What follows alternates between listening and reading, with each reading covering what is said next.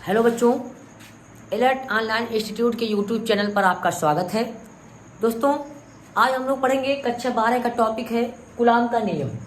Physics में देखिए Coulomb का नियम होता क्या है, पहले हम लोग इसको जानेंगे और फिर इसके लिए हम लोग सूत्र प्राप्त करेंगे। ठीक है बच्चों, देखिए होता क्या है, ये दो स्थिर बिंदु आवेशों के बीच लगने वाला आकर्षण तथा प्रतिकर्षण बल उन दोनों आवेशों के गुणनफल के अनुक्रमानुपाती तथा उनके बीच की दूरी के वर्ग की व्युत्क्रमानुपाती होता है।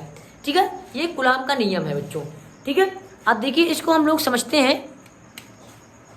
देखिए बच्चों, ये हो गया ए और ये हो गया बी। ठीक है, और हमने दो आवेश ले लिया, एक Q1 और एक Q2, और मान लीजिए इसके बीच की दूरी हमने स्मॉल r ले लिया बच्चों। ठीक है, और इस पर मान लीजिए प्लस आवेश है, इस पर मान लीजिए माइनस आवेश है। ठीक है बच्चों, देखिए तो कूलॉम का नियम कहता क्या है कि दो स्थिर बिंदु आवेशों के बीच, दो स्थिर बिंदु आवेश क्या है, Q1 Q2। ठीक है, दो स्थिर बिंदु आवेशों के बीच लगने वाला आकर्षण अथवा प्रतिकर्षण बल। बच्चों, आकर्षण बल क्या होता है, प्रतिकर्षण बल क्या होता है? आकर्षण बल का मतलब होता है दूसरे को आकर्षित करना, और आकर्षित कब होगा, जब एक प्लस रहेगा और दूसरा माइनस रहेगा, तभी आकर्षण होगा। ठीक है, जब दोनों माइनस माइनस रहेंगे या दोनों प्लस प्लस रहेंगे तो उसको बोलेंगे प्रतिकर्षण हो रहा है, वहां आकर्षण नहीं हो रहा है। आकर्षण कब होगा, जब एक प्लस रहेगा तो एक माइनस रहेगा। ठीक है, जो माइनस माइनस रहेगा, जब प्लस प्लस रहेगा तो वहां पर क्या होता है, प्रतिकर्षण होता है। समझा गया बच्चों?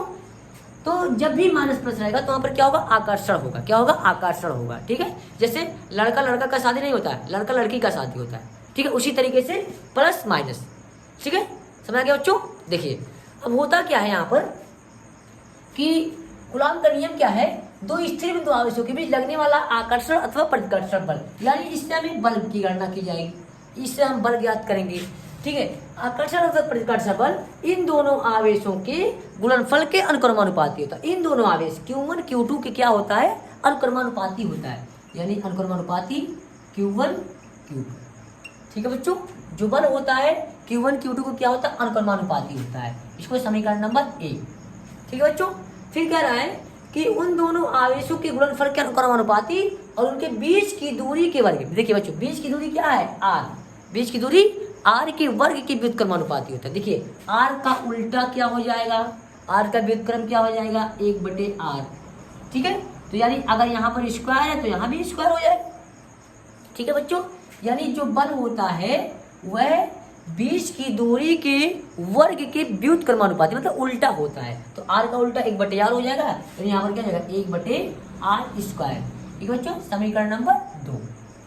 ठीक है, तो ये बल क्या होता है, Q1 Q2 के अनुक्रमानुपाती होता है, और बीच की दूरी r के वर्ग की क्या होता है, व्युत्क्रमानुपाती होता है। ठीक है बच्चों, अब हम क्या करेंगे, समीकरण 1 और 2 को मिलाने पर, ठीक है 2 को मिला दीजिए आप, 2 को मिलाने पर देखिए बच्चों, जब हम इसको मिलाएंगे, ठीक है, तो यफ इसको एक बार लिख दीजिए, इसको मिलाएंगे तो Q1 Q2 का गुणा 1/r स्क्वायर के साथ ऐसे Q1 Q2 गुणे 1/r स्क्वायर। ठीक है बच्चों, तो गुणा कर दीजिए, क्या हो जाएगा, Q1 Q2/r स्क्वायर। ठीक है बच्चों, यहाँ लिखेंगे Q1 Q2/r स्क्वायर। ठीक है बच्चों, जब ये अनुक्रमानुपाती का चिन्ह हटेगा तो यहाँ पर एक कांस्टेंट जुड़ जाएगा। देखिए बच्चों, तो क्या हो जाएगा, F बराबर के Q1 Q2/r स्क्वायर। ठीक बच्चों, यह बन गया हमें, यह बराबर क्या मिलेगा, के Q1 Q2/r स्क्वायर। के क्या है, के नियतांक है। के क्या है, लीजिएगा, जहां दिख रहा है, जहां के क्या है, अनुक्रमानुपाती नियतांक है। क्या है जो, अनुक्रमानुपाती नियतांक, अनुक्रमानुपाती क्या है जो, नियतांक है। ठीक है, नियतांक है। देखिए बच्चों, ये तो हो गया। अब के बराबर बच्चों होता है 1/4πε0। ठीक है बच्चों, के बराबर क्या होता है, 1/4πε0, यानी जहां पर के है वहां पर क्या रख देंगे, 1/4πε0 रख देंगे बच्चों। ठीक है, देखिए तो F बराबर हो जाएगा, ठीक है, के की जगह पे क्या रख देंगे, 1/4 4 पाई एप्सिलॉन नॉट और Q1 Q2 बटे क्या हो जाएगा R स्क्वायर। ठीक है बच्चों, तो ये कूलाम के नियम का सूत्र प्राप्त हो गया। यह बराबर क्या होता है 1 बटे 4 pi epsilon not Q1 Q2 बटे R स्क्वायर। अब एक चीज और जानते हैं, 1 बटे 4 पाई एप्सिलॉन नॉट का मान भी होता है बच्चों। ठीक है, तो 1 बटे 4 पाई एप्सिलॉन नॉट का मान होता है 9 गुणे 10⁻9 न्यूटन मीटर स्क्वायर प्रति कूलाम स्क्वायर। ठीक है बच्चों, 1 बटे 4 पाई एप्सिलॉन नॉट का मान कितना होता है 9 गुणे 10⁻9 न्यूटन मीटर स्क्वायर प्रति कूलाम स्क्वायर।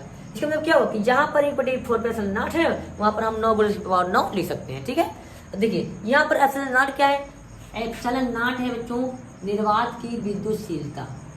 क्या है, निर्वात की वैद्युतशीलता। ठीक है, निर्वात की वैद्युतशीलता। ठीक है बच्चों, और एप्सिलॉन नॉट का जो मान होता है वह होता है 8.85 गुणे 10⁻12 कूलाम स्क्वायर प्रति न्यूटन मीटर स्क्वायर। ठीक है बच्चों, तो 1 बटे 4 पाई एप्सिलॉन नॉट का मान भी आप रख सकते हैं, कितना होता है 9 गुणे 10⁻9। यहीं पर रख दीजिए तब भी सही है, ये इतना कर देंगे तब भी सही है। 9 गुणे 10⁻9 Q1 Q2 बटे R स्क्वायर। ठीक है, बल का मात्रा क्या होता है बच्चों, न्यूटन होता है। क्या होता है, न्यूटन। ठीक है, तो Q1 Q2 क्या है, आवेश है, और R क्या है, दूरी है। ठीक है बच्चों, तो ये आपका कूलाम के नियम का हमने सूत्र प्राप्त कर लिया। ठीक है बच्चों, समझ में आया? जैसा हो आप लोग कमेंट करके हमें बताइए कि समझ में आ रहा है कि नहीं आ रहा है। ठीक है, और बाकी कहीं भी दिक्कत हो आप लोग हमें कमेंट में बताइए। ठीक है, और वीडियो अच्छा लग रहा है तो आप लोग लाइक करिए, सब्सक्राइब करिए। ठीक है, ठीक, इसी के साथ हम ये क्लास समाप्त करते हैं, मिलते हैं अगले क्लास में। Thank you.